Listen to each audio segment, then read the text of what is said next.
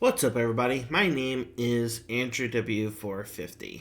Now, just recently I had a video come out regarding the game Iron Lung, in which I played and kind of gave my opinion on the game itself.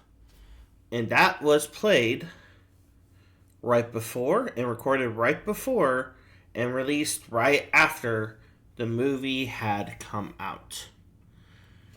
So Markiplier released Iron Lung to theaters. In an unprecedented move, he tore Hollywood asunder. Made them panic, made them freak out, made some Disney executives really crap their pants in anticipation that they are going to lose another number one spot in the weekend box office. Mark almost did it.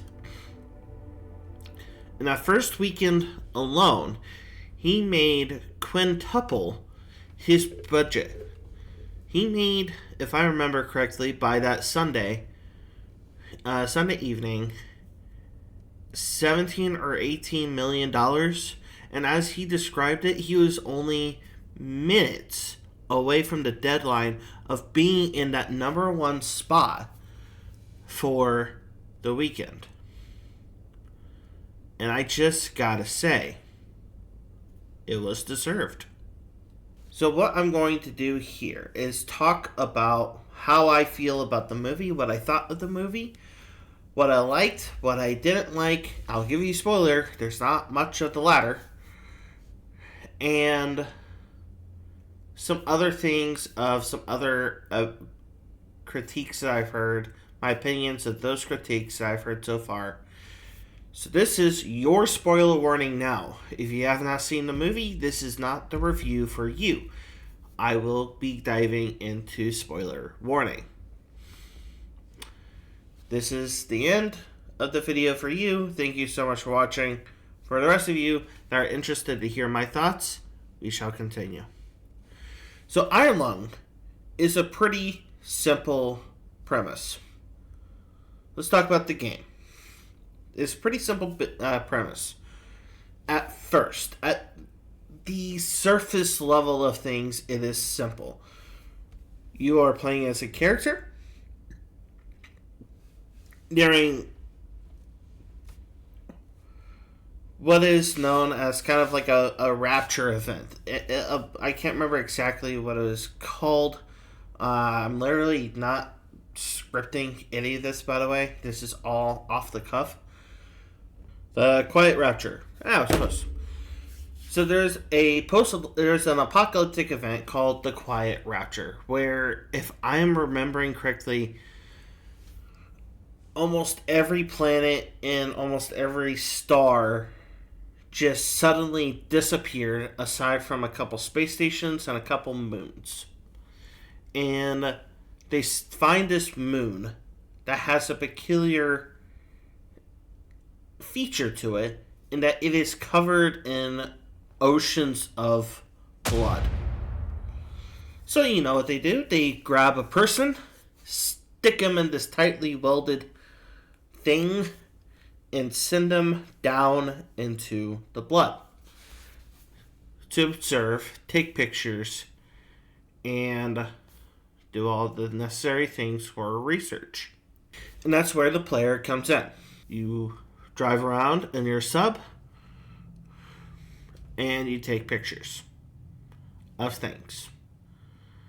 There's a couple weird things, and some other interesting things. Some fun things happen. There's an eye that appears randomly on your screen, and it gets quite spooky. It builds up. It's atmospheric. And Markiplier really hit the nail on the head with that aspect. It was indeed atmospheric.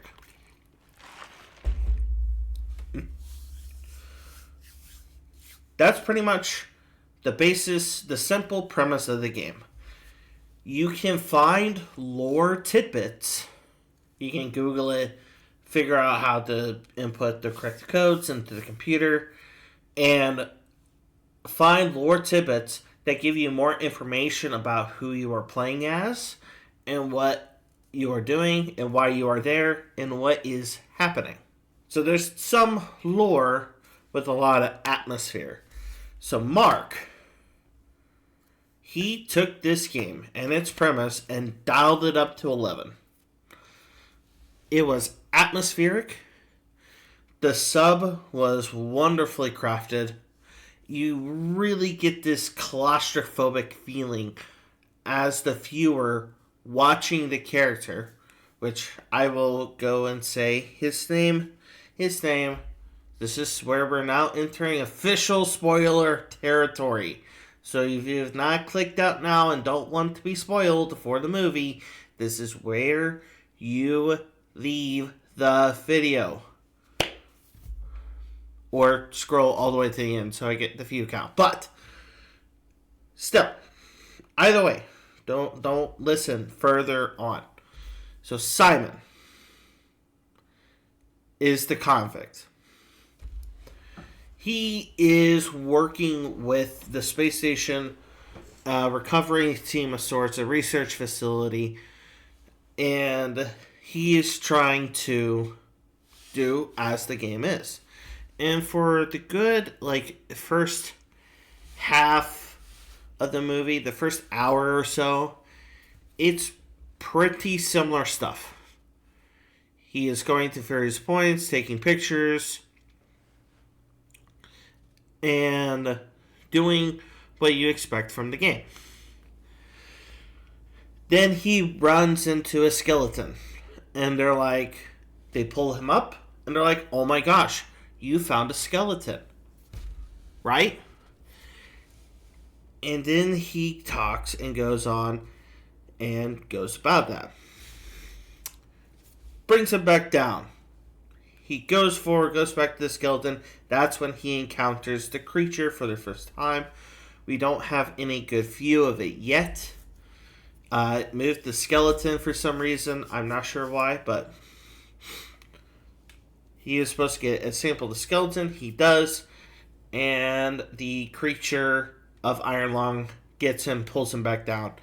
And then we start to see him, as he's losing more and more oxygen, getting into more of a delirious state of mind, while also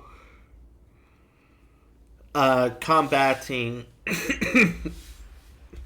this, sort of maze that he's now in.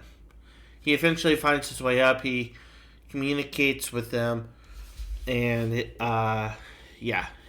gets into some weird eldritch stuff. So he continues about his journey. He has some interesting conversation with the monster. I know, it's weird. And he sees the monster kind of face to face, and the monster does some weird mystic powers, merges out of a sea of blood. It's fantastic. It is some spectacular visuals. He goes back down. He gets into contact with the ship again. He learns that the captain's name is Ava. And so Ava's like, alright. Because he found a very important sub earlier. She's like, alright, you go grab that information from the sub. Meet me back. Let's do this. And so he goes, gets the information from the sub, gets back to her. She's caught in the monster's jaws. She's like, you gotta save it, blah, blah, blah. And she dies. And he goes, some very scary, intense action. It really ramps up from the 30 minutes. I'm just doing a very basic overview of the movie, by the way, at this point. I'm not actually give any true review other than weird action, woo. Really ramps up towards the end. He saves the data. It goes up. Boom. And that's the end of the movie. So, if you didn't like my overly simplistic review or overview of the movie, Too bad. I saw it twice, and I loved it both times. So here's what I really love. Here's what I'm going to do. I'm going to go from love to like to meh to dislike. There's a couple things where I'm disliking versus meh about, but there's some things that I love, and there's a lot of things that I liked. So I'm typically not a horror movie person.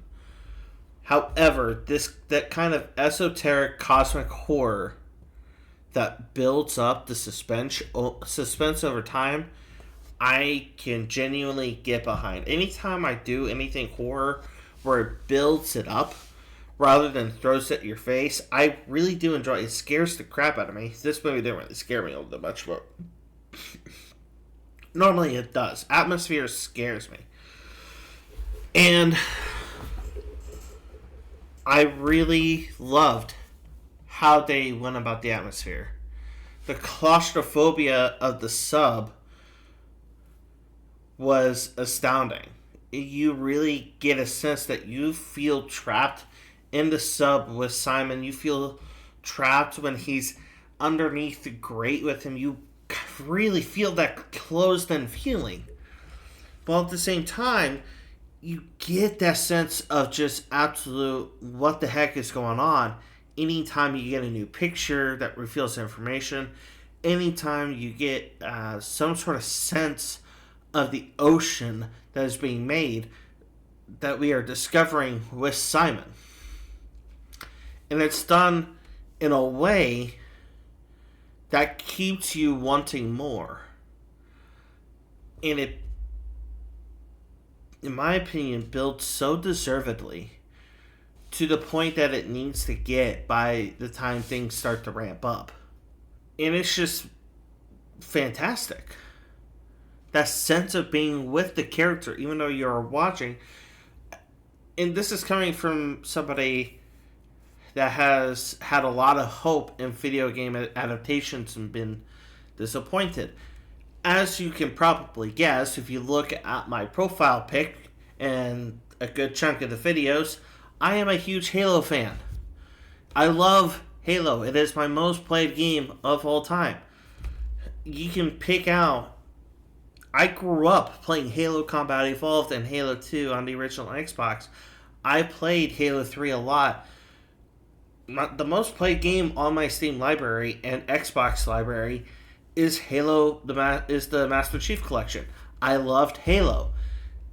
Then there came the show. Right? I've enjoyed the movies, Halo 4 on to Dawn, and the other one, which isn't quite as memorable, but it was okay. My headset just turned off. I guess I don't really need it, but I'm leaving it on. Then came the Halo show, and it's so disappointing, right? However, on the flip side, I love Fallout. I can't say I love Fallout. I really like Fallout. I like the universe of Fallout. Some games I really love, some games I'm whatever about. But I really love the show. And it is such a high quality show, right? It's one of those things where I played the game right before the movie came out because I wanted to actually get a sense of the game and what Mark is trying to accomplish. And I really did like the game. It's like a solid 7 out of 10 for me, right? It's not perfect. It's not going to be everybody's type of game, but it has a really cool universe. It's just the controls were pretty basic, and it could have more to it, right? And I think Mark did that excellently. I think he added more to the lore of that universe, filled in some gaps that helped you understand why they are there. I think it adds, even to the game, it adds new context to the game, as well as being within its own movie. So I think that's where Mark and Iron Lung excelled at, was atmosphere and world building. So those are the two main things that I really loved. Here's what I like. And this is what I mean by things I like is things that I can appreciate after multiple viewings. Things I love are things I appreciate right away. One viewing, I love it. Things I like are things I appreciate after a second viewing. A good chunk of the characters I liked. Um, I feel like I kind of got more connected with Simon after a second viewing, just due to understanding his background a little bit better and understanding what was going on with what he was doing and why he was doing it. How Ava was written was pretty well done. That's pretty much it. I mean, honestly, the creature was also a very well written character, and how the creature played into Simon's delirium, and yeah, there's not really a ton to be said there regarding the characters themselves. They each play their role well. Ava is the captain, the overbearing captain that's trying to do the right thing by the human race. Simon is a convict who's stuck in a situation that he doesn't want to be in, and his situation is only getting crappier. And the creature is an eldritch horror that leads to some spiritual succession for the human race, but also is a monster. Willing to kill for self-preservation. And there are certain story beats that I understood better after a second viewing as well, that I would put in the category. So, for instance, the first time I watched Iron Lung, and we get to the scene where Simon has re-met up with Ava, and Ava is trapped in the creature when she's in the SM-14. And he has SM-8 slugs. She's frantically screaming at him some instructions, right? In my first viewing of the movie, not really catching what she was saying, but it partially could be because I had ear infection, so I was just getting over, that I thought she was asking him to send the data over to her for some reason. I didn't quite catch that. But then, when I saw it for the second time, and I listened to what she was saying, I understood what she was actually trying to do. She, in her frantic panic, was still trying to get him to... She was trying to get him to save the data. Prepare it to float up to the top quickly after she got caught, and he would get caught because he had no way of getting up, because that's not how the subs were rigged. They established that pretty early on, that they have to use a towing system to pull up the sub, and yeah. His line got snapped a while ago. And then the creature smashes Ava's sub and kills Ava. That part I got my first viewing.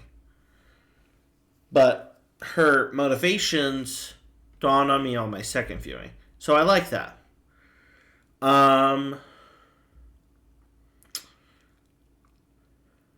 How the pictures worked and kind of provided a backdrop to the story, and sometimes being the only source of light, was an excellent way of also encompassing. This is something I enjoyed, not necessarily loved, even on my first watch, but also provided a great way to enhance the atmosphere. There's a little bit of salt on that already well seasoned meal. So, all right. Is there anything else that I liked or loved about this movie? I don't think so. All right. Moving on to the meh. So these are the meh parts. All right. Actually, I have one more like. I like how Troy Baker was in the movie. That was pretty cool. That's about it. All right. Meh. The parts that I'm meh about. All right. I hate to say it. Mark is not a bad actor, but he's not a good actor. He's better than where he was. This is why it falls into the mat and not a dislike, because he's better than where he used to be. But he kind of misses the cue on exactly where his tone should be at some points. He gets a little bit too overly flared in some of his responses. Like, he overplays confusion sometimes. He does delirium pretty well. But there's just some points where he kind of misses the mark. And it's not that it's bad to the point where I'm like, man, it's not a detriment to the movie. It's just also not a huge plus for the movie either. I think that's the only thing I'm really meh about.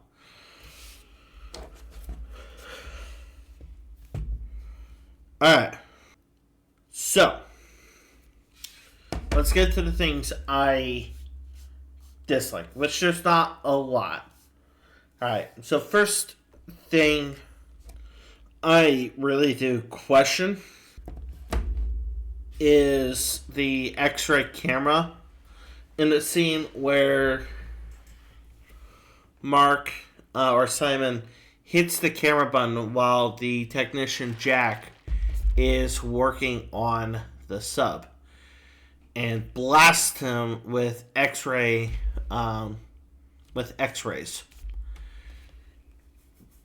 So, from my understanding, is that although X-rays can potentially cause damaging issues, I just have to wonder how much radiation are they using for this camera? Because generally, we use X-ray all the time, right? And it causes a very low chance of that kind of damage. So I just kind of wondered if they could have used some other reason to cause the panic. But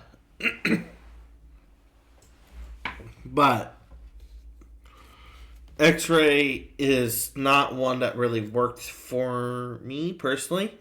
So that's why I kind of put that in the like category. It's one of those things where my common knowledge, which might not be fully complete in all fairness, does not reach to the level that the movie wants me to reach to really grasp why.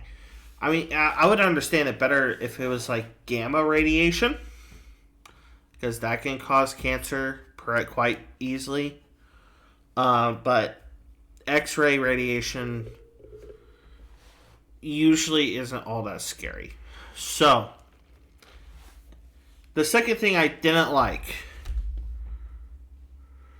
is they had Jacksepticeye, or Sean McLaughlin. I don't know. It's 1:30 in the morning. They had Jacksepticeye make a cameo, and he was the guy working on the sub that got blasted with X-rays. If you're gonna have a cameo, do more than just the eyes. Alright? Let me see his face, his beard, his hair, all of that. because it's really cool. Because people, have been also wondering how close they have been. And I know they're not like super close anymore, but still, just having that ability to see his full face and like see how I would do it is, a little bit lighter, but the scene is a little bit lighter on them, and you can see his full face, and then it cuts to his eyes, which his eyes were extremely kind of sorrowful, if I think, or pained, if I'm remembering the scene correctly. So seeing his face and then close up to his eyes to really drive in that factor, hey, because this is going to be somebody, especially Mark's fans, that they're going to know. And Mark, in a sense, hurt him in the movie. I don't know about in real life, but in the movie. I thought it was something, I just remembered something I did love. Even though it was confusing as all get out at first. That takes a second viewing to understand it better. The scene where Mark is communicating with the creature, he doesn't know it yet, but he's talking with the creature, and the creature leads him to the weird anomaly.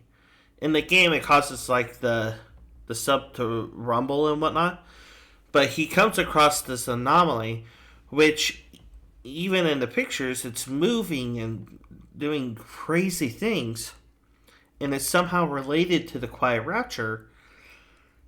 And then we see the creature split the sub in half, and the rest fill with blood. And this is where we get to see the scene of Simon rising out of the blood, chained down by his little penchant thing, and we get a good view of the creature for the first time, and that cinematography was excellent. Now, even if you don't understand what's going on, which you probably don't, it's cosmic horror, that scene was spectacular. Just the sea of red, and you get that sense of danger, that sense of other from this creature in that shot. And it's so well done. Here is something. This is the last thing I'll say about what I didn't like. And I don't think it added really any true value. I'll give one more. One more thing I loved and one more thing I liked. Alright. One more thing I loved. Something that kind of adds on the more you watch the movie is Simon's state of delirium. It was so well done. I know I'm not looking at the camera. I'm sorry for not looking at the camera a lot. I'm thinking as I'm talking. His state of delirium was so well done to the point where on a second view, it makes you question. Like, if I were to watch the movie a third time, which I probably will at some point in the future, it makes you question exactly what is reality and what is Simon's mind failing. So, I love that. That sense of, like, what's going on. Here's what I don't like, and then I'll move on from there. About probably the big critique that I I want to address. I don't have to, but I want to address. A lot of the backflash or flashback scenes for Simon's character, I don't think add to the movie. I think there's other ways to explain his character and his backstory without doing those flashback scenes. I think they kind of distracted away from the main story instead of adding into it. So that's the last thing I'll say I don't like. Alright. So two main criticisms I have heard about Iron Lung that I disagree with. Actually, there's three I've heard from a couple different places. Critique 1. It's confusing. My initial surface level reaction to that is that's the point. It's eldritch horror. Like, some people say cosmic, which is technically true, but I would even go a step further and say eldritch horror. Eldritch is meant to be confusing because it has that much amount of mystery. It is designed to where you are supposed to explore it deeper and deeper and deeper. So you're not getting the full sense of what's happening in your first watching of the movie, but rather your second or third or fourth view of the movie. Which I get that if you don't necessarily like the movie, if you don't like the premise from the get-go, don't try to force yourself to like it. That's fine. But to say it's confusing is negating the entire point of eldritch or cosmic horror. It's mysterious. Mystery entails confusion. That's why you need to go further into it. Alright, second critique. It's made for fans. Regular people won't enjoy as much. If you take Mark out and replace it with somebody else, then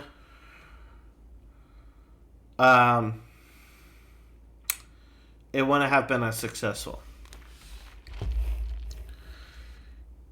So my counterpoint to that is that it has a caveat. All right. This movie, as long as it had Mark's name attached to it in any way, was going to be successful by the metric of his fans are going to watch it. Did he make this movie for his fans? Yes, he absolutely did. But that doesn't make it less of a movie. If you take Mark out of the lead actor position and put somebody else in, honestly, I would struggle to think of anybody. I don't even think that the movie would suffer because Mark is getting taken out. I don't know who would be able to do that role effectively. And I don't think it necessarily has anything to do with Mark's name in that case. I think the story is best suited, despite Mark's middling acting.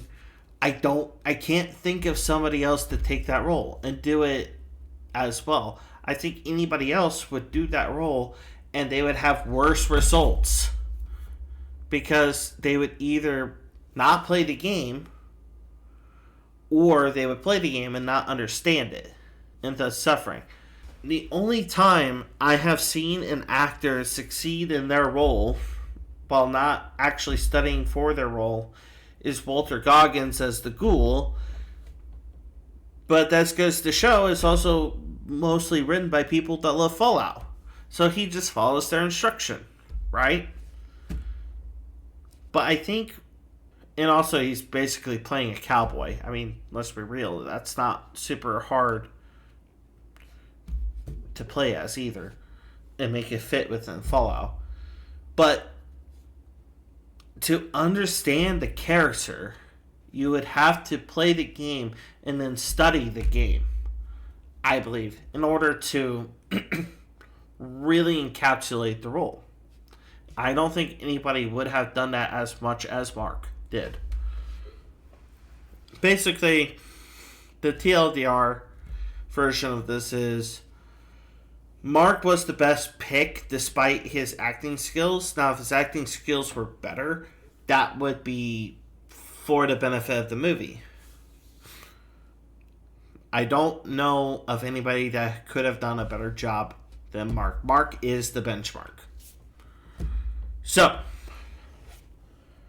there is my counterpoint to, you take Mark out or it's for Mark's fans.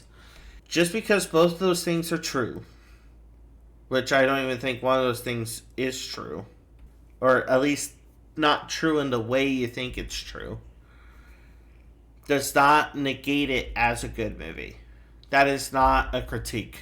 That's purely an opinion. That's not a critique of the movie. I know I have a third one. It is also almost 2 o'clock in the morning, so my memory is very shoddy. Let's see. Okay, let's think here. The people say it's confusing. It's for the fans. Oh, a common one I've heard. Pacing. Oh, I just thought of it. But I'll talk about pacing. People have complained that the pacing is too long. And that it needs to be like half an hour shorter. And I'm like, and I've watched the movie twice. There are the start of it is extremely slow. But the pace builds. And it just gets it's exponentially faster. So if we're starting at 1, at some point that 1 becomes 2, and then it becomes 4, and then it becomes 8, 16, 32, boom, boom, boom, boom. That's how the movie works. He's starting at a very slow pace, basically introducing the whole world. And another complaint I've heard, if you don't pay attention to the movie, then yeah, you're going to be confused on what's going on.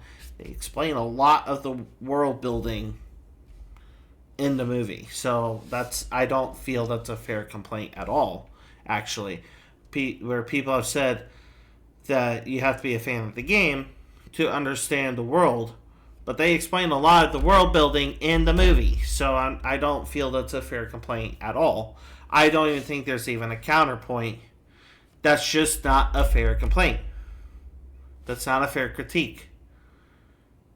If you pay attention, there's the Quiet Rapture. They explain why he's there, what he's doing. They explain what happened with Filament Station. The only things they don't explain is the same things that the game doesn't explain, which is the creature. They explain the SMA, what that is. They explain, what they're doing there. The only thing they don't explain is the same thing the game doesn't explain, which is the point, the thing that, it's just the creature. Nobody understands the creature because it's an eldritch horror monster. Nobody understands that. Nobody understands, like, Cthulhu, for instance. He's pretty freaking mysterious. We have some ideas of what he is, but, the monster is the same way.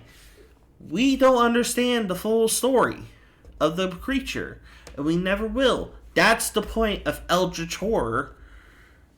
Anyways, I went on a side tangent. But, the pacing is set up exactly how it needs to be. If you cut half an hour out of that movie, it would feel choppy. The story, I mean. There's think of it this way. There's points in the movie where the pacing gets quicker. Right? Where it sees a jump in pace. So for the good first part of the movie, he's just exploring. Nothing's really happening. It's all pretty routine. And then he comes across the skeleton, takes a picture, and then he gets pulled up for the first time. Nothing really suspenseful other than we're introduced to skeleton. Then we get introduced to, in person, some of the crew and all that. And, Simon's getting frustrated. And then he gets dropped back down to get a sample of the skeleton. Skeleton's gone. Pace has increased a little bit. The atmosphere has increased a little bit. So the horror is increasing a little bit. And so now he has to go re-find the skeleton. And he's going back and forth between the ship. Him and Ava are going back and forth, arguing about what to do next. And we're sitting there wondering, where's the skeleton? What's going to happen? And he finds the skeleton. He sees that it's moved. He goes and he rams into the thing and gets the skeleton piece. And when he takes a picture, he sees the creature for the first time, and he starts freaking out, and so they start pulling him, but he gets pulled down. Pace is increased again. And now he's in this labyrinth where he has to navigate his way through. So now we're going from slow to slightly faster. Now we're going a little bit moving more quicker. And he's going through this basically circle. And that's where weird stuff starts to happen. He finds supposedly another sub, and he talks with them, and that leads him to this anomaly that causes the thing I described earlier, where he gets to see blood. More questions, less answers. Eldritch horror.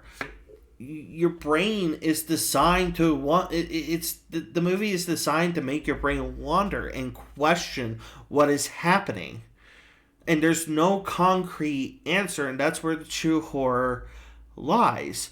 We don't know what's happening. So you say the movie is confusing, fantastic. That's the point. We don't know what's going on. We are confused because Simon is confused. The main character experiencing everything knows just as much as we do. We are learning through him. So if he doesn't know something, we don't know something. That is the point. If he is confused, we are confused. If he is scared, we are scared. If he is in a tense situation, we are tense with him. That is the point. So saying that it's confusing or that the pacing is slow does not fit as critiques of the movie. It is designed to introduce new things periodically and increase the pace with each break.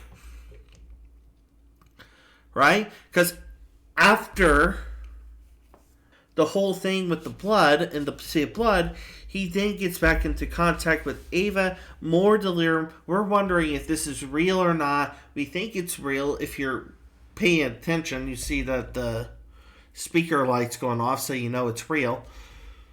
So he checks it, he sees it's real, he gets into contact, he talks with them until they discover that he found the SMA. He goes back down to get it in a completely oxygen-deprived, delirious state, finds the sub, and gets back. Pace is already going quick, and that's where we are hit with the hammer of what's going on. He's freaking out. Ava's freaking out because she's about to die, and she needs to make sure that Simon does what is necessary, but he is in a delirium-infused panic, but he eventually comes to his senses, ramps the freaking creature, and backs the heck up. As he goes, as the sub is filling with blood, gets the box that he needs to get, unlodges it, emerges, and he sends the data off as he is killed, and he kills the creature. Slow break. It's a little faster.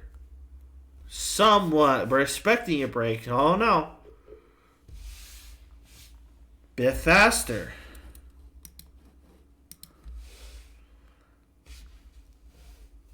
Whoa, an interesting break.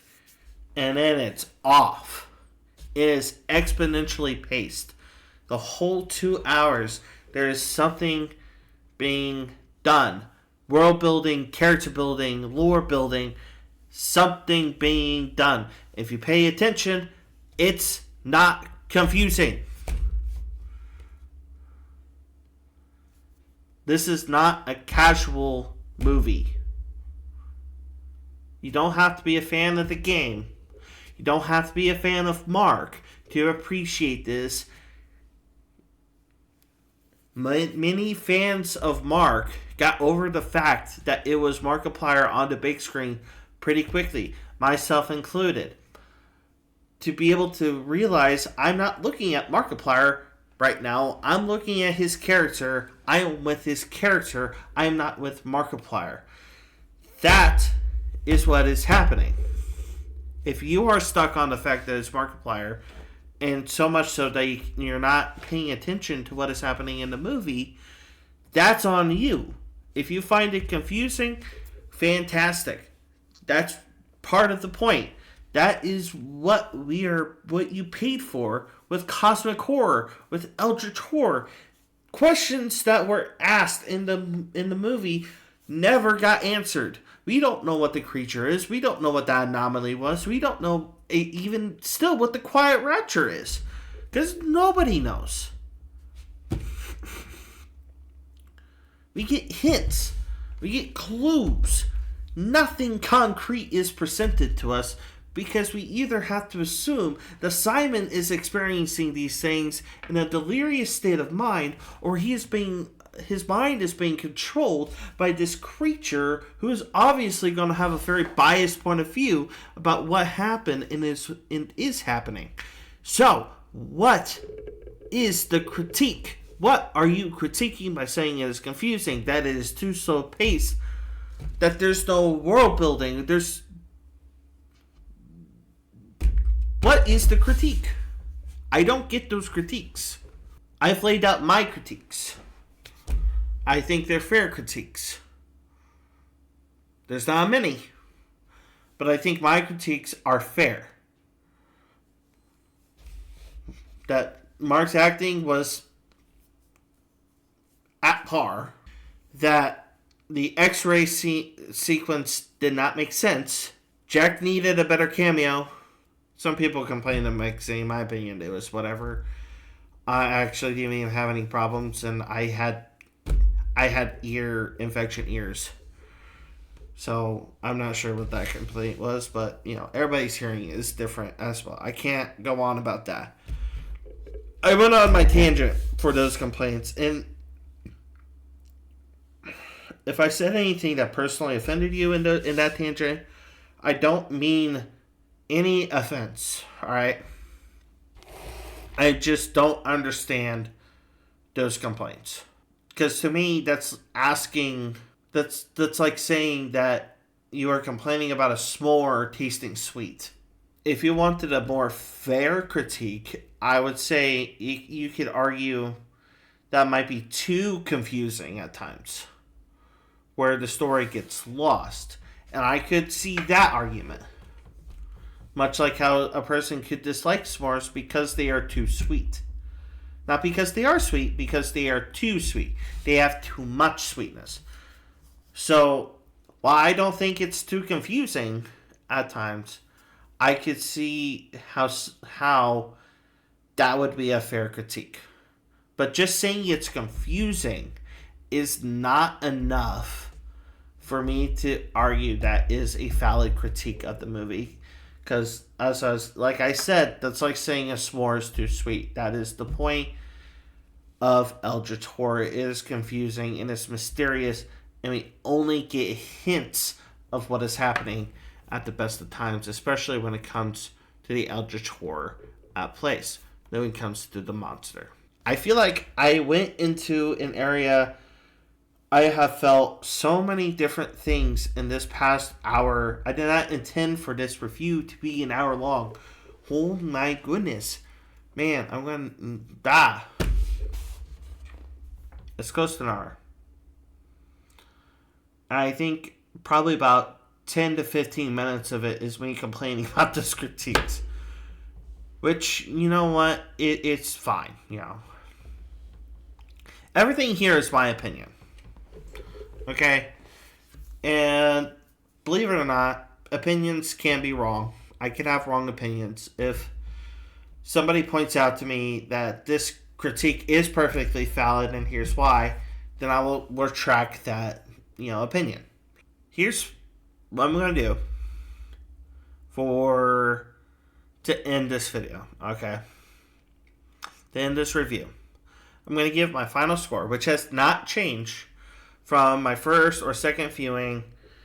I'm going to give my score out of 10 and my advice for everybody that watches this video. Alright.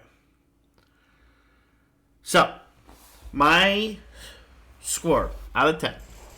Taking everything into mind that I have said, that I have felt, that I have watched with the movies, and the time in between, because it's now been a couple weeks since the movie came out, Iron Lung, for me, scored an 8 out of 10. You know, for those things that I've listed earlier, the things I don't like, and the meh thing. It's an 8 out of 10. Which means, to me, an 8 out of 10, it's very good. I would recommend watching this movie. Now, I would recommend, if you still have a chance, if it's still available, which I'm sure in most areas it's not, to see it in theater. Okay? It's not going to be the same experience on your TV. I think a lot of movies nowadays, they are anticipating a somewhat soon stream release.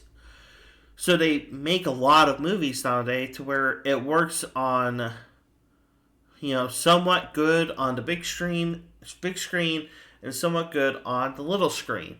But Mark made a movie that is designed to work perfectly with the big screen. I would recommend, if you have the chance, to go see it in theaters. And when the digital comes out, buy it. But, not digital, physical, buy it. If you haven't seen the movie. It's atmospheric. The score works wonders with the movie. The plot develops quite nicely with the pacing. I was worried going into this movie that it was going to be a bad movie. I was going into the movie hoping it was going to be a good movie. So I was worried it was going to be bad, hoping it was going to be good. I did not have any true expectations going into this movie, and I'm so glad it met my hopes and not my worries. It is a good movie, and it's been so long since I can say that there has been a good movie that I thoroughly enjoy. With that,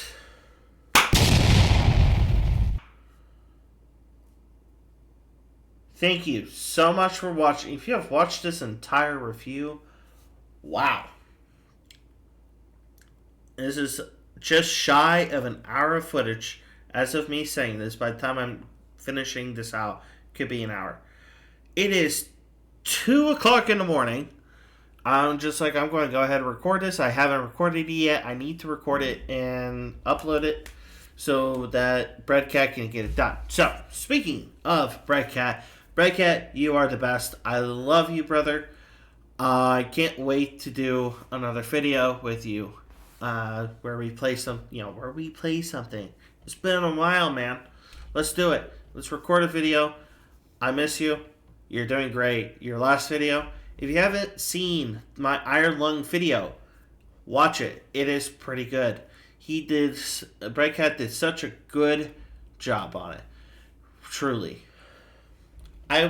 This channel would not be what it is without him. And despite my indecision regarding everything with this channel, he is still, in my opinion, one of the main pillars, and I truly appreciate all that he has done for this channel.